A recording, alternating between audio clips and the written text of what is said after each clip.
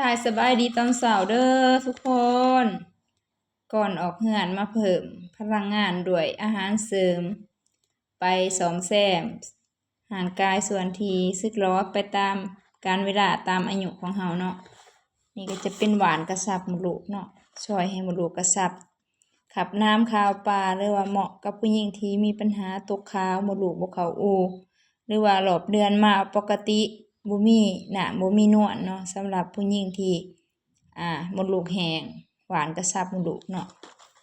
กินคู่กันกับหวานกาวเครือขาวตัวนี้ก็ช่วยเรื่องช่วงอกเนาะให้เต่งตึงบ่ย้อนคอยสำหรับผู้หญิงเฮาเคล็ดลับของผู้หญิงเด้อตัวนี้ดูแลเรื่องสุขภาพผู้หญิงเนาะเกี่ยวกับ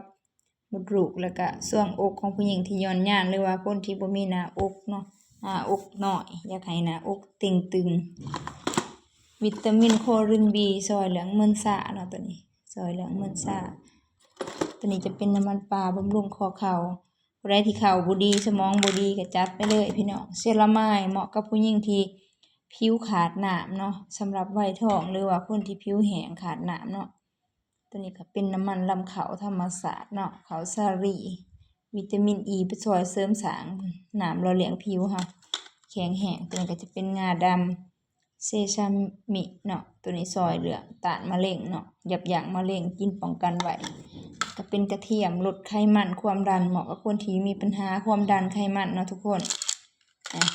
ตัวนี้ก็จะเป็นโกตุลาสารสกัดจากผักหนอกเนาะซอยเหลืองกดไหลย้อนแสบเนาะสำหรับพวกที่เป็นกระเพาะก็กินคู่กับแกตะเฮิบเนาะกินคู่กันสำหรับกระเพาะอักเสบกดไหลย้อนกระเพาะจุกเสียดแน่นนี่ก็ECG ก็คือซอยเหลืองฆ่าเชื้อแบคทีเรียเหมาะกับคนที่มีปัญหาตกขาวหรือว่ามดลูกมดลูกไข่เนาะมดลูกเป็นแบบว่ามดลูกอักเสบนะคนกินคู่กันกับขมิ้นชันเนาะกับพวกหวานมันจะช่วยเรื่องมดลูกเฮาที่แบบว่าอักเสบเป็นตกขาวหน่วงมดลูกนะช่วยเรื่องมดลูกตัวนี้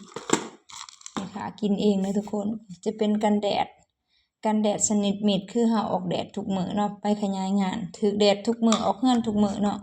จะกินป้องกันไว้ตัวนี้ก็จะเป็น AIM วิตามินเนาะ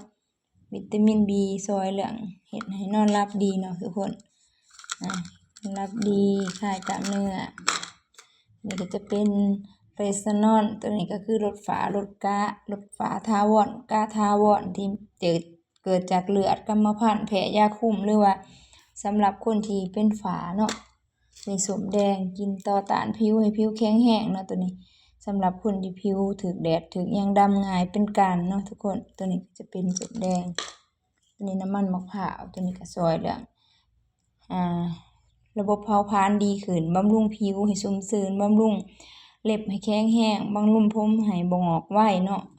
ลดไขมันคอเลสเตอรอลเนาะตัวนี้สามารถเบิร์นส่วนเกินของร่างกายเฮาที่กินข้าวกินมันกินหยังสามารถเบิร์นออกไปได้ตัวนี้ช่วยเป็นตัวช่วยได้เนาะนะคะก็จะมากินตัวนี้ก็วิตามินซีต่อต้านฮอร์โมนอิสระต่อต้านโรคทุกโรคที่เข้ามาเนาะบ่ให้มันกระจายตัวเนาะก็คือเฮามีภูมิคุ้มกันตัวนี้ก็คือวิตามินซีนี่ก็คือลดไวดิ้งกินตัวนี้ก็คอลลาเจนจากปลาเนาะซอยเหลืองเฮ็ดให้ผิวพรรณใสผิวพรรณชุ่มชื้นสำหรับคนที่ว่าขาดคอลลาเจนผิวแห้งกร้านผิวบ่มีน้ำหรือคนที่กระดูกบ่ดีเนาะตัวนี้ก็จะเป็นติจูนก็คือฟงสมวิตามินซีเนาะวิตามินซีสูงมี B1 B2 B6 B12 เนาะซอยเหลืองคนที่ขาดวิตามินเนาะขาดธาตุสมตัวนี้ก็คือไฟเบอร์สำหรับคนที่มีปัญหาหน้าท้องโยๆเนาะตัวนี้จะช่วยเฮ็ดให้พุงยบเนาะเป็นไฟเบอร์ที่สารสกัดจากหมากไหม7ชนิดเนาะสามารถละลายในน้ำได้และบ่ละลายในน้ำแบบเป็นแบบไฟเบอร์ที่เป็นกากที่ละลายง่ายกินเหมาะกับคนที่อยากได้ผิวใสน้ำอยากได้พุงยบน้ำกินง่ายๆลดแสบๆกินก่อนนอนเนาะตัวนี้คือของแม่ค่ะกินเองก่อนออกงานจะมาเพิ่มพลังเด้อทุกคนมาเด้อนี่